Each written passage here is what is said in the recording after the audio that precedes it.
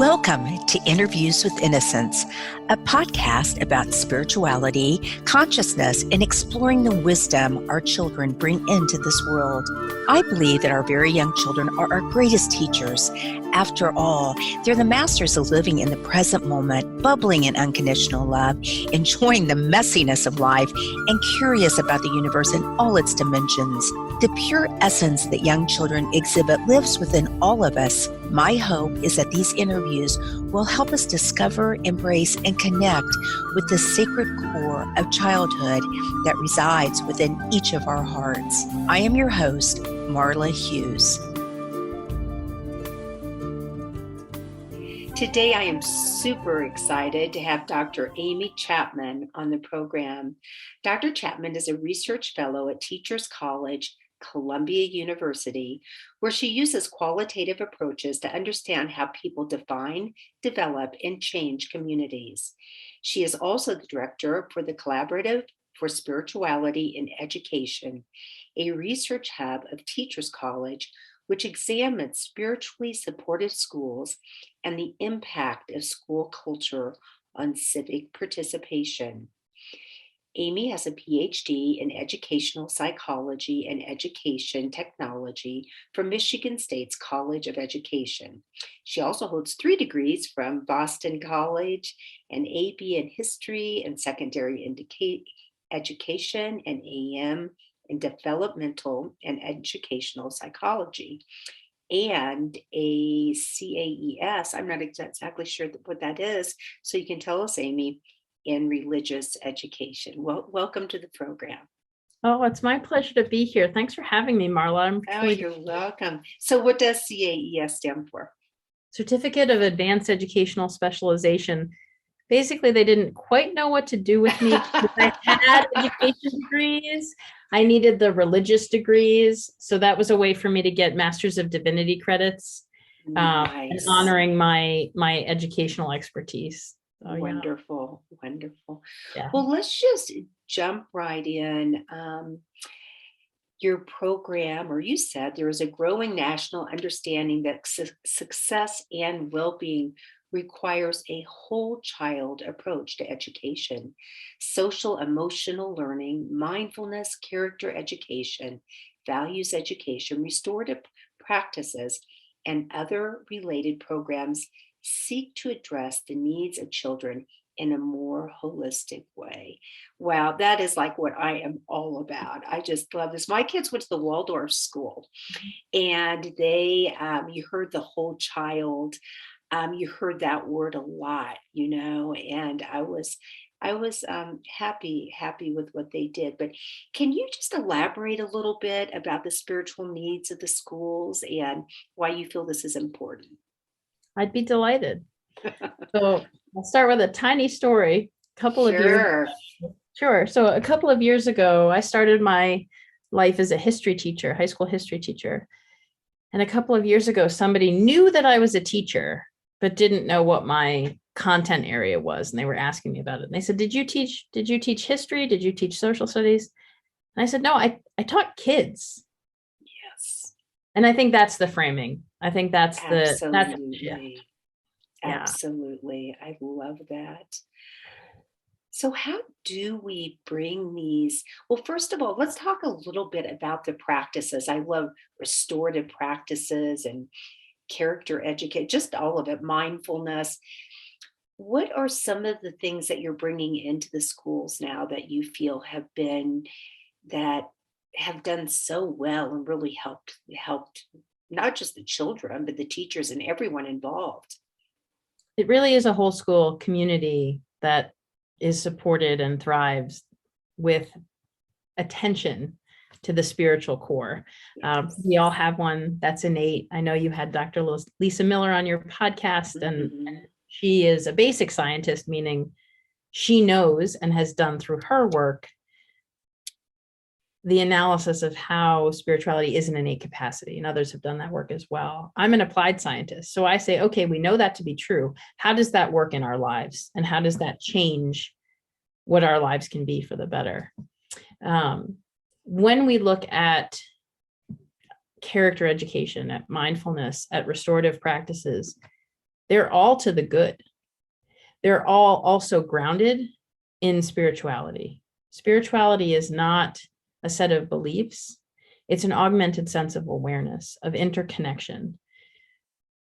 The way that I like to talk about it is to say that I know that I matter to the universe and the universe matters to me. I have innately a sense of belonging. I matter. And the world around me matters to me. I have to care. I don't have an option. We are interconnected. And so when you look at restorative practices, for instance, where the whole premise is about bringing people back into right relationship, spirituality, that sense of interconnectedness, that sense of belongingness, that sense of I cannot escape that my well-being is bound up with yours. Of course, we need to look at restorative practices because we need to bring all of us back to wholeness. Of course, we need to pay attention to character education. We need to think about how we are the best version of ourselves and how we support that in others. Mindfulness brings us to the present, allows us to tap into, to be ready for that receptivity, right, of the interconnectedness. Mm-hmm. So all of those things are supported when spirituality is supported in schools. I can talk about lots and lots of practices that I have done or that schools have done. I'm happy to do so because it's fun to talk about. But all of that is done through the culture of the school. It's not a curriculum. It's not a program. It's not something that I can mail you or email you or whatever. I'm dating myself. The culture has to be, I teach kids, not I teach history. The culture has to be transformative, not transactional. The culture has to be, I'm looking for you to be seen, known, and valued, to see you into being. And that's true if you're in preschool. It's true if you're in 12th grade.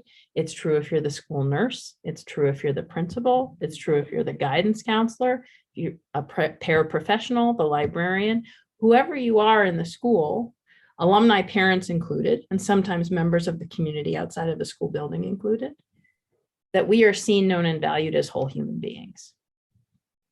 And so that reframing changes everything. It doesn't mean that we don't teach math or science or history or any of the other things. It doesn't mean that we don't have bell schedules or that we don't have snow days or recess or all of the other things. What it means is that when we do those things, it's that we are interconnected. It's that we have to care about each other. It's that we want to care. We can't help but caring. It's that we ourselves are valued, even when we make choices that aren't in the best interest of ourselves or the community. We are still loved. We are still known. We are still valued, right? That is also transformative. And so on multiple levels, these schools look very different.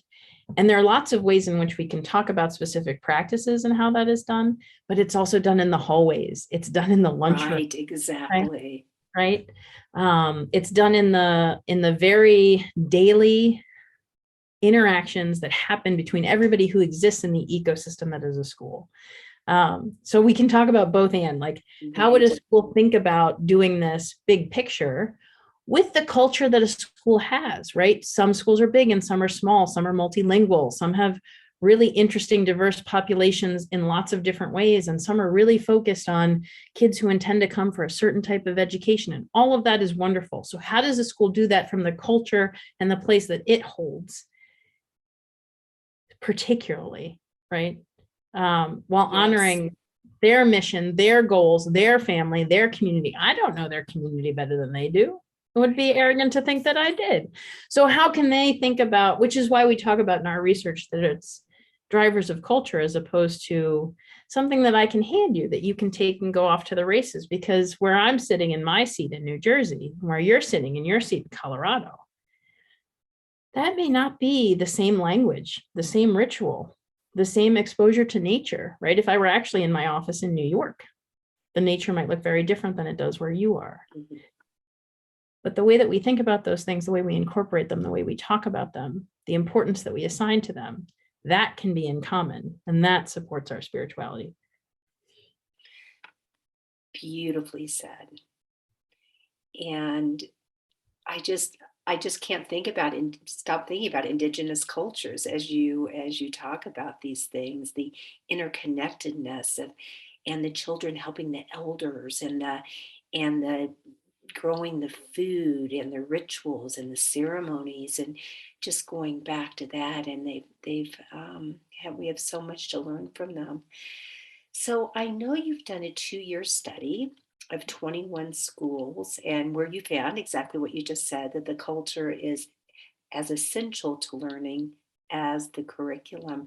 So these schools, what kind of schools opened their arms to this?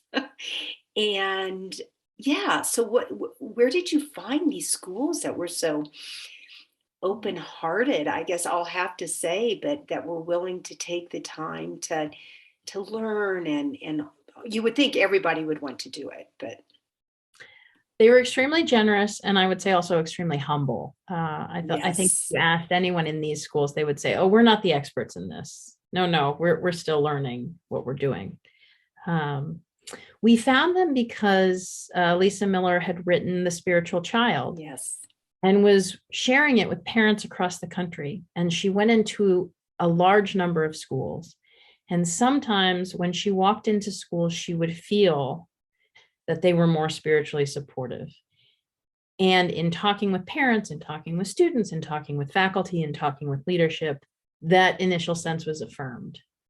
And so from that kind of purposeful sample, if we're using a research term, perhaps, we reached out to a number of schools to say, this is what we'd like to do. We want to understand what it is that you do and how it works. And it's going to take a while.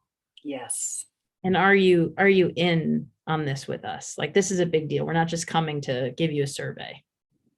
And we had so many schools, right? 21 of them that were so gracious and kind and generous to spend really a great amount of time with us, a great amount of time.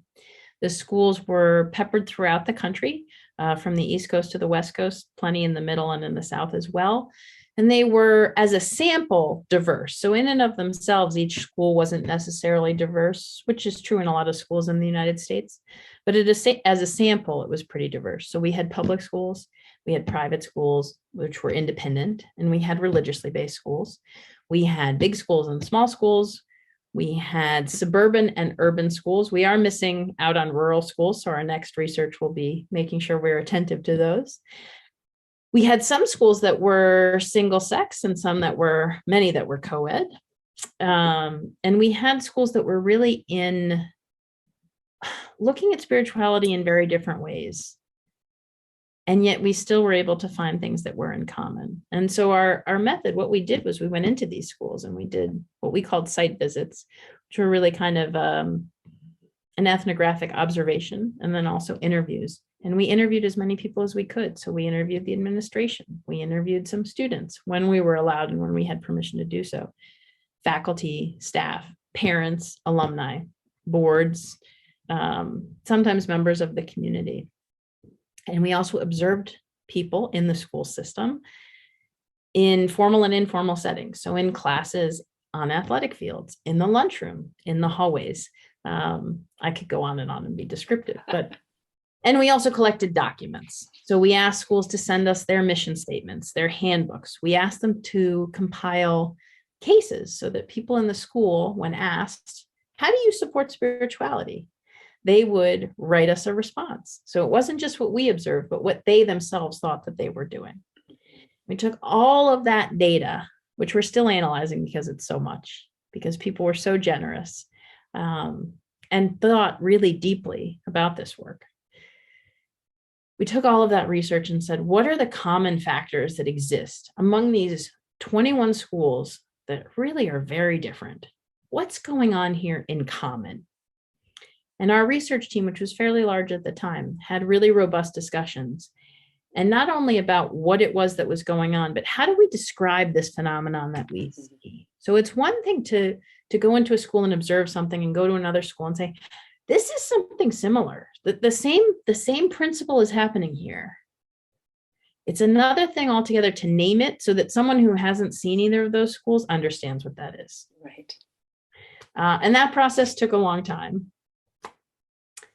And we're still writing from that data because nobody else or very few other people are writing into this space who aren't coming from a particular either faith-based point of view, which is great, or from a particular style of education, right? Your kids went to a Waldorf school, which is excellent. Mm-hmm.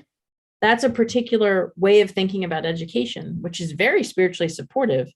And they just don't think of it outside of that because they don't need to. That's what right. They're doing, and they do it really well. The same thing might be true of Montessori, right? Montessori education. They do that really well. They know what they're doing. They've thought deeply about it. So we wanted to say across schools, and we work with Waldorf schools and we work with Montessori schools, but across schools, what are these common elements that schools are attending to in a different and intentional way? And taken together, we have this blueprint of what spiritually supportive schools do. So when schools have this constellation of drivers, of 11 drivers of spiritually supportive education, the school culture itself is spiritually supportive.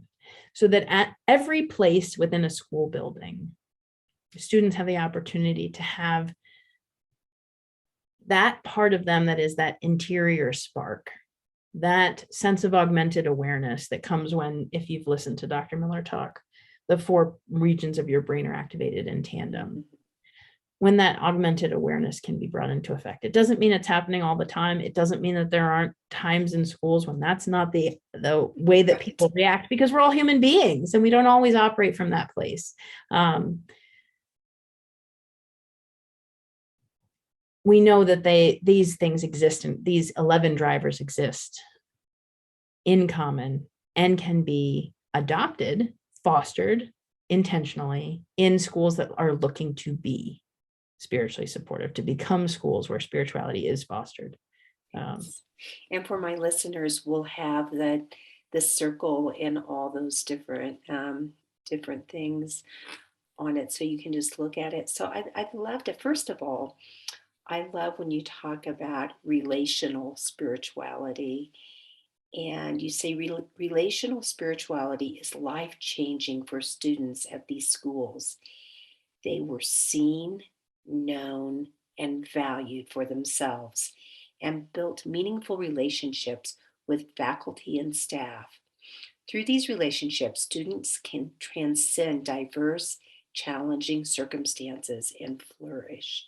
First of all, not only how wonderful it is in the school, but for life, the things that they learn for life, and to build that inner strength to help them when times really get tough. Do you have any stories for us? Like maybe just a story about a child or a group of children that you've. I'd love to tell one from my own teaching experience, if that's great. Absolutely. Okay. So when I was teaching, so I taught kids, but when they were in my classroom, they were there to learn social studies or at a high school level. So I taught freshmen, I taught juniors, and I taught seniors in Massachusetts. And my first year teaching, I had honors level freshmen. So kids who were coming in who were academically gifted or who just had a love of academics. Some of them just had done very well in school before. It was an interesting constellation of kids. Anyway, you could probably imagine what an honors class looks like. I also taught what our school called level 2 kids in junior year history, which was a required course. And those classes were smaller because level 2 was the class where if we're not sure where to put you, and you're not in an honors class and you're not in a college prep class, we're going to put you in level 2. And I think level 2 was meant to convey that, oh, we're welcome, that nothing was wrong with you. And nothing was wrong with them. But it meant that it kind of felt sometimes that they were misfits. That was their perception, not mine. I really liked teaching that class. I really did. I taught it every year I was teaching, sometimes 2 sections of it. So what happened was it was this really interesting grouping of students, some of whom had learning difficulties, some of whom were new to the United States, some of whom didn't speak English fluently, some of whom just had been labeled by the school as students who were difficult. And so I came into that class and thought, okay, well, we need to rethink this, because obviously, they're almost at the end of formal education in the United States. Something hasn't been working for them here for this amount of time to be landing in this school. So let's think about that. Okay, that's the setup to intro to this class. Maybe a third of the way into the year, 4 of the students in my level 2 class, which by the way was half of the class, so there were 9 students in this class that year, came into my freshman honors, one of my freshman honors history classes. And they said, Miss Chapman, we need to be in here right now. I said, okay, do you want to tell me why? And they said, yep, if we're not, we have a study hall right now, we have a free period. If we're not in here, we're going to get into trouble. We're going to do something dangerous. I said, okay, there's plenty of room over there. You're welcome to have a seat. You can use the paper or pens or whatever's on my desk back there, whatever you want to do. You're welcome to stay. For 2 years, that became the thing. Whenever those students in that class, and of course this kind of caught on. Yes. They would come to this world history class, which by the way was a required course for freshmen. So they had already taken it. So they occasionally then would pipe up and say, wait, wait, what? You're teaching them that? And in some ways they served almost as TAs. So if I needed copies made, or we were passing out things, or we were drawing, or we had group work, but sometimes most of the time they just sat in the back and did their whatever they wanted, right. Because they were human beings and they had said they had this need. And that was a very low threshold need. Of course you can sit in my room. Of course we can make that work. But it was the first time, I remember, and I really loved the school that I taught in. I really loved my department. I wouldn't fault any of them for anything. They were great colleagues, great people.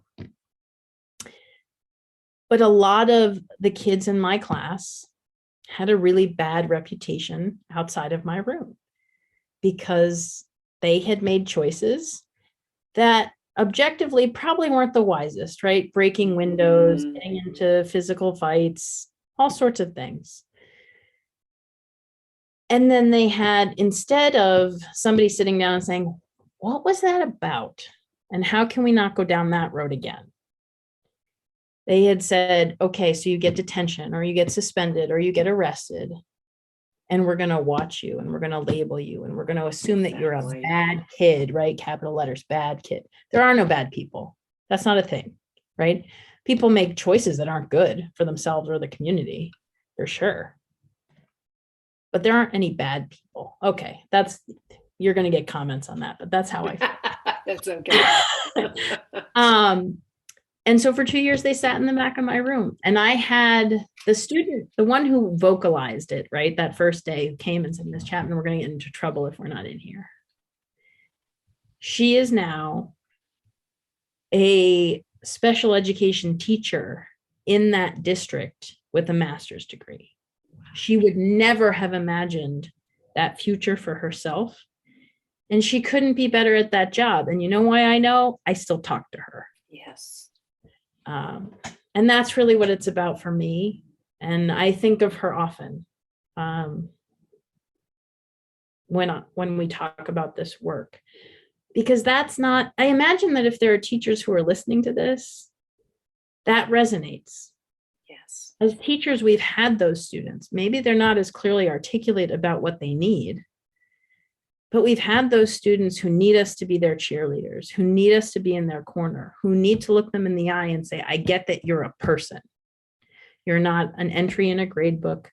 You're not a person I'm writing a recommendation for college. You're not a number. You're not a grade. You're not annoying. You're not my favorite. You're a person. Yes. And I think, and I hope that everybody as a student had that experience too, of a teacher who saw them into being.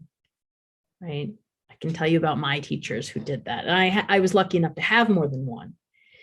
Spiritually supportive schools, it's not the one-off teacher who makes this transformative difference for you. It's that the whole school is looking to see you into being.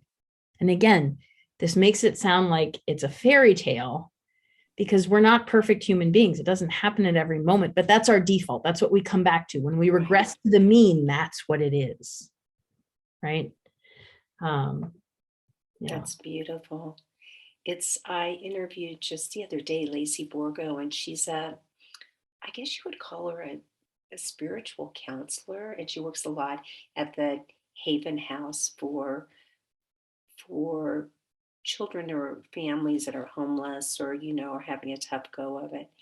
And she likes to talk about listening them to life, just to give them space and time and just listen. And she had one little boy who was not allowed in any of the classrooms because he'd gotten in so much trouble. So his punishment was to have lunch with her and for the whole school year. And she never said much, but she just listened, and he started to open up, and this beautiful relationship, started, and it just changed everything. Wow, what a story. That's incredible. And yet, of course, that's what happened. In some ways, of course, that's what happened. I love that. Saw them into being. Yeah, that's a line kids. From our data. Yeah, they're kids. Wow, do you have any other lines like that? Oh, do I have any other lines? I'm gonna have to think. I'm gonna have to think. I think I'll think on it. I don't know if I have other lines like that. And again, that's borrowed from our data. That's okay. I was just wondering. I just love things like that. So what would you like to say to parents or caregivers to things that you've incorporated into the schools or what you've seen in the culture, you've manifested into the cultures, and how someone could bring that into their home life? Could you give a couple of examples? I think that's a lovely question. Yes, I can. Although I think the possibilities are endless. I think one thing is sort of priming the pump, right? So most people don't arrive at school until they're 5 in this country anyway. And maybe that's 3 in some schools. Maybe it's a little bit younger. But parents are the first educators of their children, right? And so if there's an opportunity to cultivate wonder, to cultivate awe, to cultivate reverence, I would say try to do that when you can. I'm not a parent.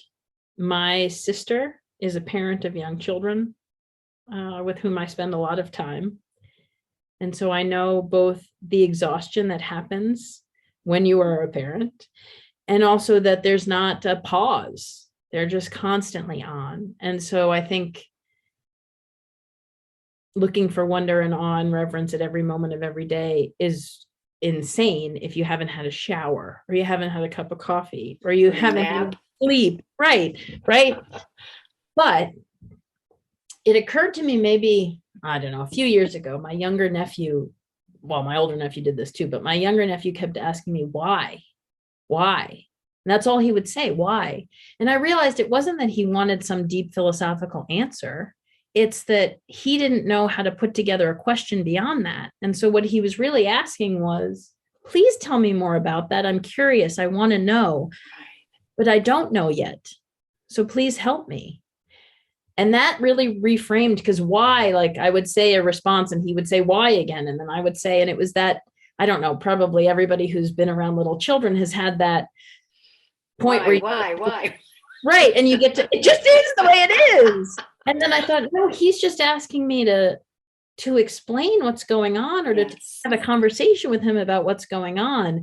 And that really opened things up we've had a great relationship forever. But it was like, oh, he wants to sit and have a conversation with me about this, but he can only say 1 or 2 words as a sentence. He was maybe 18 months, 2 years old at the time. So I think that, right? I think lots of those teachable moments that happen when you're cooking with your kids or you're outside playing and there's a butterfly that goes by or a bird or, something that happens and somebody, one of your kids says, oh, I wonder what they're thinking about. Well, what are they thinking about? What do you think they're thinking about? Right. And I think parents do that naturally, and just to be more attentive and present to that kind of a thing. My nephews have been very receptive to yoga and meditation, even from 4 years old. And we have found in schools that, I mean, by no means are those the only practices that one can do. Yes. By no means. But making space for quiet, for intentional movement, for ritual. So whether that's nightly, right? Families who pray together or who pray at bedtime. My younger nephew at 4 will lead his family in meditation and do it well, right? Which just takes practice. And the notion that, well, why couldn't you at 4 lead us in meditation? Why couldn't you do that? Of course you can. We can help you, but of course you can do that, right? With the supports that kids need. So in the same way that my nephew needs a stool to wash his hands because he's not quite tall enough to reach the sink without the stool, maybe he needs some supports in order to be able to lead meditation, but he can do it, right? With those supports. Okay. So though I would say all of that constellation of things, I alluded there to ritual. So if that's your nightly prayers or prayers at meals or prayers throughout the day, whatever that kind of thing looks like, or you have a ritualized meditation practice, or rituals around events. So if you have a birth in the family, how do you talk about that? How do you celebrate that? What are you doing around that? Likewise, if you have a death in the family. So we've experienced death a lot in the last couple of years collectively as a society, but also in my family. And so how do you, and I've worked with families for a really long time at this point. So once I left teaching and I've been working with families a lot, and talking about those harder things in life sometimes gets us stuck because sometimes we don't know how to talk about them to ourselves, much less how to talk about them with little kids. But little kids wonder about those too. And so, and I've been noticing in my own family how that needs to just be bite size, right? So we talk about death or dying or sickness, and they dictate the pace of that. So then maybe they want to talk about it for 2 minutes. Okay. It's clear to me when they're done talking about it, and I don't push the envelope, right? But then it makes it okay to talk about. Exactly. It's open. And we can bring that into, this is the wider part of life. And also we are spiritual beings, right? There is a life beyond what, we have that conversation. Schools in our study made time for transcendent practices. And I think families can do that too. And these really ranged.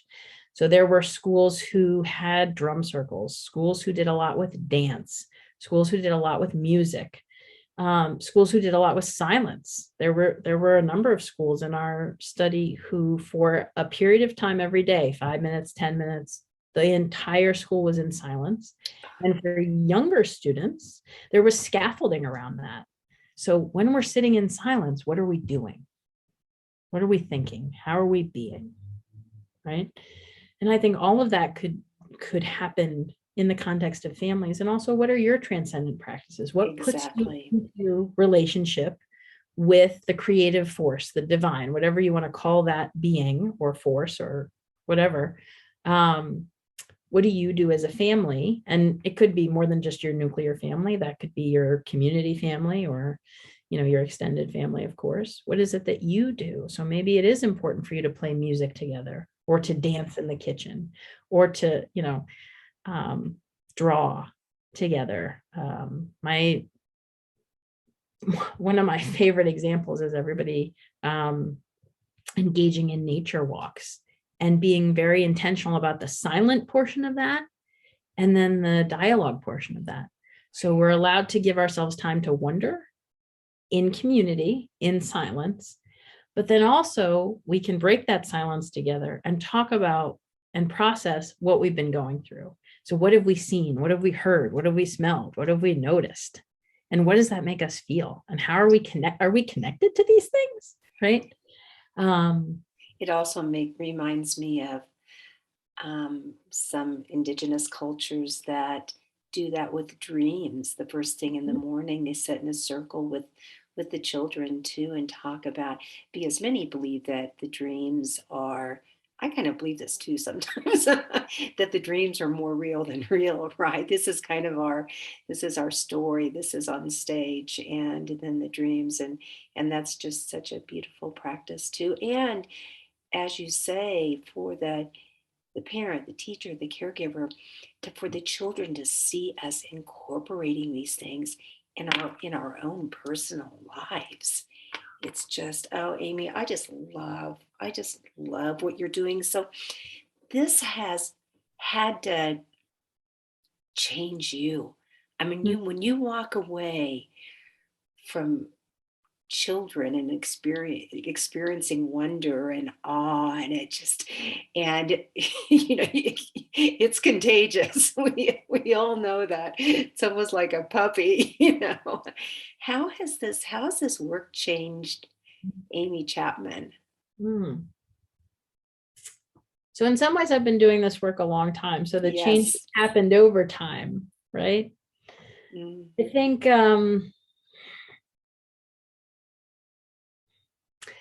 think my first response is that it's made me much more open as a person. So I was, as an adolescent myself, very rigidly religious. I'm still pretty religious. I'm not at all rigid about it. Yes. And that has happened in working with children. I realized very early on. So I worked with adolescents. Our high school had a preschool for the students in the high school and their children. And then when I started working with families, our program started in preschool. And when I was having a bad day, I just needed to sit in the preschool for a little while. And it was very clear, very fast for me that really young children don't put up the barriers to spirituality that some of the rest of us have put up. And there's lots of reasons why we do that. I get that. But a 3-year-old will pray for anything, will wonder about anything, will feel a sense of connection with the people who are around them in a way where there just is no, let me put it this way. You brought up relational spirituality before, and there's lots of beautiful definitions about it, but it's the sacredness that exists between us. Yes. That's palpably real. Like little kids know that to be true in their deepest heart without needing to be told. And they believe it in a way that older kids aren't. Maybe they deeply believe it, but it's harder to get them to articulate it because it's a scary thing, right? It's a vulnerable thing. And so I think that helped me to realize in myself how I needed to be more open and how I needed to be. In some ways, those kids were a conduit for me of seeing the divine, of seeing spirituality made visible. And it helped me to see and to realize and to grow into being that for other people when I can on my best days. Yes. Not saying I do that consistently, by no means. None of us do, but bringing out your inner child. Yes. Bringing that innocence of when you were that young. And I believe that the very young do those things you just mentioned, not to mention talking about seeing spirit, deceased loved ones, and talking about past lives and choosing parents and all of those things. And because they're so close to the source still, they have one foot in and one foot out. And to just cherish and validate and ask questions and let these children, lead the way. They are our greatest teachers, I believe. Yeah. There's such an honesty about it, right? There's Yeah, no guile. There's right. no, I think this is how someone expects me to be. I just am. Yes, I I am. am. Sometimes with my very big feelings, but I am, right? And I think there's almost an invitation there. Gosh, right? Yes, I love that. Yeah. Such an invitation. Oh, wow. Well, Amy, we need to wrap it up, but thank you so much for coming on the show. This has just been an honor. And do you have anything that you'd like to share that I haven't asked you? Any words of wisdom, or you've had a lot of those, but Oh, well, that's kind. I appreciate it. I so appreciate the time and the conversation. And I think absolutely. I would say in every hat that I've worn and every conversation that I've had where spirituality is part of what we're talking about, there tends to be someone who says, "Oh, I'm not good enough for that. That's not Ah, part of me." And it's one of those things where you kind of whisper it, or you kind of feel like, "Oh, I like in can't. yourself. Yeah, I can't get there. I can't do that. I'm not worthy." And I would say in my life, that is the thing that hurts me the most because it's not true. It's innately part of all of us, and it's open and available to all of us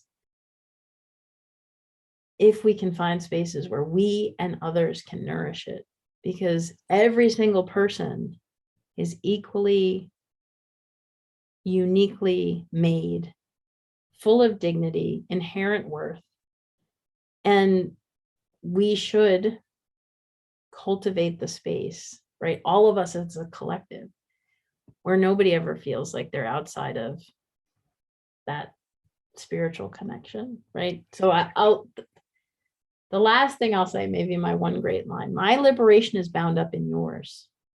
I can't be truly Mm, free unless you too are truly free.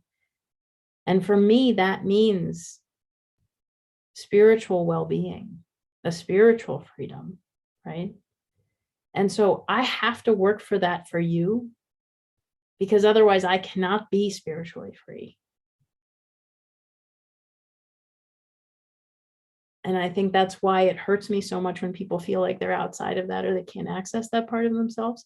But it's also my greatest joy in my work, because we can create those spaces in schools, but well beyond schools, in the yes, civic space, in our homes, in our libraries, in our, at the town everything. pool, on the ball field, right? And so that gives me joy. It gives me hope. And it gives me peace, to be honest. So that's, Beautiful. there Well, you go. thank you so much. And if anybody wants to reach out to you, how would they do that? They absolutely should reach out to me, and I'd be delighted. They can find us, the Collaborative for Spirituality and Education, at our website, which maybe you can link on your podcast. But Sure, if you're absolutely. super speedy, it's spiritualityandeducation.org. Not super speedy. That's a pretty easy URL. If they want to reach out to me particularly, the easiest email perhaps to remember is Amy Chapman, all lowercase, all put together, at spiritualityandeducation.org. You're also welcome to share my Columbia email. Yes. And if you find it easy to find people on social media, I'm at Chatmab, CHAPMAAB, on Twitter and Instagram Great. and And Facebook. it will all be in our show notes so people can look at that.